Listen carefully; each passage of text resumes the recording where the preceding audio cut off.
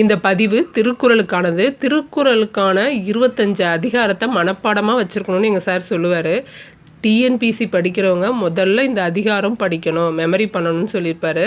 கற்க கசடரங்கிற பதிவில் நான் கொடுத்துருக்கேன். அன்போடையும் அறிவோடையும் அடக்கத்தோடையும் இருக்கிறவங்க, டிஎன்பிசி படிக்கிறவங்க, இனிமையான குரல் தான் வரும் அவங்களுக்கு. கண்டிப்பாக இன்னா செய்ய மாட்டாங்க. அன்பு அறிவு அடக்கமாக இருந்தால் இனிமையான குரல் தான் வரும், இன்னா செய்ய மாட்டாங்க அப்படின்னு செட்டாக ஞாபகம் வச்சுக்கிறதுக்காக சொல்லியிருந்தேன்.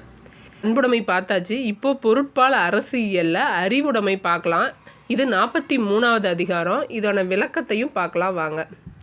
அறிவற்றம் காக்கும் கருவி செருவார்க்கு உள்ளளிக்கல் ஆகா அரண். அறிவுடைமையில் அறிவுனா என்னன்னு ஃபஸ்ட்டு சொல்லியிருப்பாரு. அப்புறம் அறிவுடையவங்க எப்படி இருப்பாங்க அப்படிங்கிறத சொல்லியிருப்பாரு. நம்ம திருக்குறளை மனப்பாடம் பண்ணாலே பாதி மீனிங்ஸ் நமக்கு புரிஞ்சிடும்.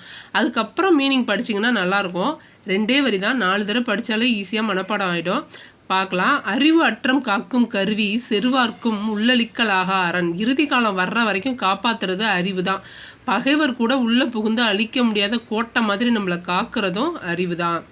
சென்ற இடத்தால் செலவிடாது ஈதொரி நன்றின்பால் உயிப்பது அறிவு. மனம் போன போக்கெல்லாம் போக வேணாம்னு சொல்லுவாங்கள்ல, அதை தான் சொல்லியிருக்காரு. மனதை அது போகிற இடத்துலலாம் விடாமல் தீமையிலேருந்து விலக்கி நன்மை பக்கம் மட்டுமே செலுத்தும் அறிவு. அறிவு இல்லாதவங்க எப்படி வேணால் போவாங்க, என்ன வேணால் பார்ப்பாங்க, என்ன வேணால் செய்வாங்க. ஆனால் அறிவு இருக்கிறவங்க இதை தான் பார்க்கணும், இதை தான் படிக்கணும்னு தெரிஞ்சு படிப்பாங்க. எப்பொருள் யார் யார் வாய் கேட்பினும் அப்பொருள் மெய்ப்பொருள் காண்பது அறிவு.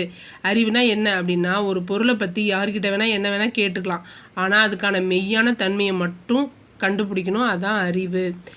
என் பொருள்வாக செலச்சொல்லி தான் பிறர்வாய் நுண்பொருள் காண்பது அறிவு.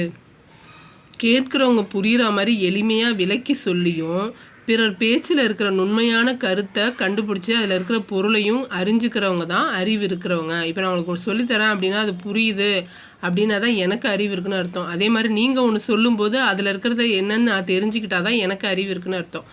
உலகம் தழிய ஒட்பம் மலர்தலும் கூம்பலும் இல்லது அறிவு. உலகத்தில் உயர்ந்தவங்களாம் நட்பாக்கி கொள்வது தான் அறிவு.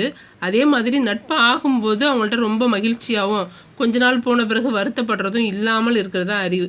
அதெல்லாம் அப்படியே ஆவரேஜாக ஓட்டிக்கணும்.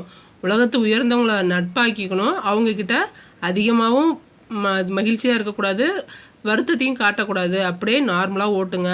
அப்படி இருக்கிறவங்க தான் அறிவுடையவங்கன்னு சொல்கிறாரு. எவ்வது உறைவது உலகம் உலகத்தோடு அவ்வது உறைவது அறிவு. உயர்ந்தோர் வழியில் தான் இந்த உலகம் நடக்குது. அந்த உலகத்து போகிற போக்கிலையே நாமளும் அறிஞ்சு நடந்துக்கிறது தான் அறிவு. அறிவுடையவங்க உலகத்து போகிற போக்கில் தான் போவாங்க. அறிவுடையார் ஆவது அறிவார் அறிவிலார் அகுதறி கல்லாதவர். பின்னாடி வர்றதை முன்னாடியே அறிஞ்சு அது கேட்குற மாதிரி நடந்தவங்க தான் அறிவுடையவங்க. முன்னாடி இது வரப்போகுது அப்படின்னு தெரிஞ்சுக்கிட்டு நடக்கிறவங்க தான் அறிவுடையவங்க. அறிவில்லாதவங்க அந்த மாதிரி செய்ய மாட்டாங்க.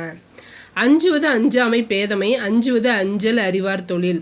பயப்பட வேண்டியதுக்கு பயப்படணும். அப்படி பயப்படாமல் நடந்துக்கிறவங்க அறிவில்லாதவங்க. அதனால் பயப்பட வேண்டியதுக்கு பயந்து விலகி நடக்கிறவங்க அறிவுடையவர்னு சொல்லியிருக்காரு.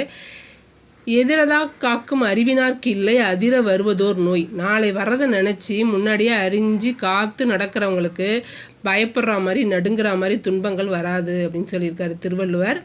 அறிவுடையார் எல்லாம் உடையார் அறிவிலார் என்னுடைய ரேனும் இல்லார். இல்லை ஃபஸ்ட்டு வரையே உங்களுக்கு புரிஞ்சிடும். அறிவுடையார் எல்லாம் உடையார்னு நீங்கள் திரும்ப திரும்ப படித்தாலே உங்களுக்கு தெரிஞ்சிடும்.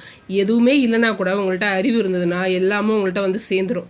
அறிவுடையார் என்னுடைய ரேனும் இல்லைன்னா எதை வச்சுருந்தாலும் என்னுடையன்னா என்ன தான் இருந்தாலும் அறிவில்லாதவங்கள்ட்ட ஒன்றுமே இல்லாதவராக தான் இருப்பார். அறிவு இருந்தால் தான் எல்லாமே இருக்கிறதா அர்த்தம். 2 நிமிஷத்தில் சொல்லணும்னு நினச்சா 4 நிமிஷம் ஆயிடுச்சு. ஓகே, நன்றி, வணக்கம்.